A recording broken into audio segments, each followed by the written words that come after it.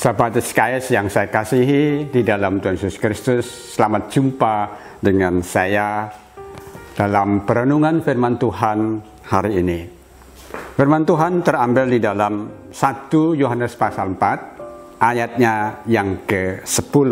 Firman Tuhan berkata, "Inilah kasih itu, bukan kita yang telah mengasihi Allah, tetapi Allah yang telah mengasihi kita dan yang telah mengutus anaknya sebagai pendamaian bagi dosa-dosa kita." Firman Tuhan di bawah tema, inilah kasih itu.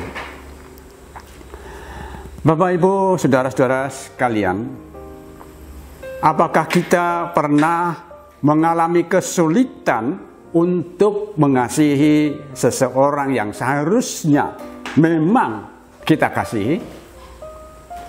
Misalnya saja orang tua, suami, istri, anak, saudara, pendeta, saudara seiman, dan lain sebagainya. Itu adalah sesuatu yang wajar jika kita mengasihi mereka.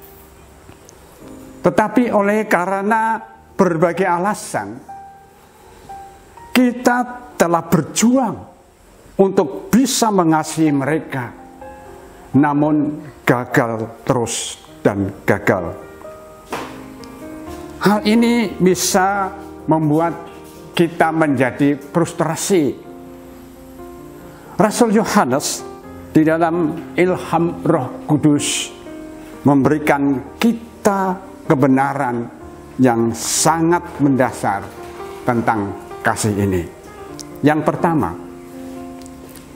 kasih itu berasal dari Allah, karena Allah adalah kasih. Dalam ayat 9 dan 10.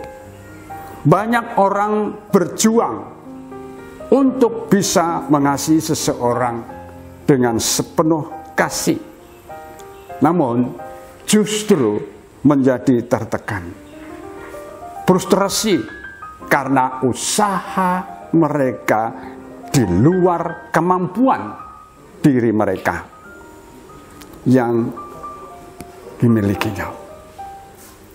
Secara alami kita tidak memiliki kasih yang seharusnya, sebab kita adalah manusia yang berdosa. Kemampuan untuk mengasihi dipulihkan ketika kita menerima kasih karunia Bapa melalui Yesus Kristus. Melalui Yesus Kristus kita terhubung dengan sumber kasih, yaitu Allah Bapa sendiri yang di sorga. Bapak Ibu yang dikasihi oleh Tuhan, yang kedua, kasih Allah itu ditumbuhkan atau ditanamkan di dalam diri kita. Demikian ayat 9. Kasih Allah dinyatakan di tengah-tengah kita melalui Yesus Kristus yang disalib demi keselamatan jiwa kita. Dosa membuat kasih kita rusak, dan sebagai manusia kita menjadi mati secara rohani. Tetapi melalui Yesus Kristus, kapasitas atau kemampuan kita dipulihkan, sehingga kita kembali memperoleh hidup kita. Dan Bapa rindu kasih-Nya bertumbuh menjadi dewasa di dalam kehidupan kita. Yang ketiga, kasih Allah itu ditumbuhkan, dikembangkan melalui diri kita. Kasih baru disebut kasih jika bisa dinikmati oleh orang lain. Bapa kita di surga menginginkan, menghendaki kasih-Nya di dalam kita dikembangkan.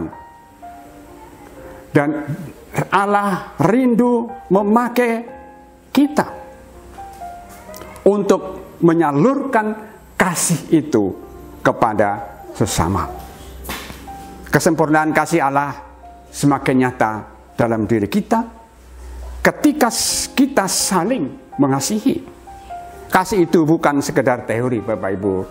Kasih itu sebuah tindakan nyata yang dimulai dari pribadi Allah sendiri.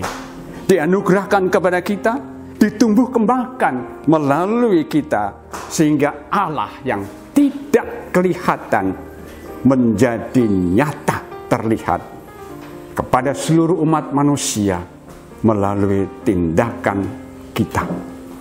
Bapak Ibu, demikianlah firman Tuhan pada hari ini. Kiranya Tuhan Yesus memberkati kita sekalian. Amin.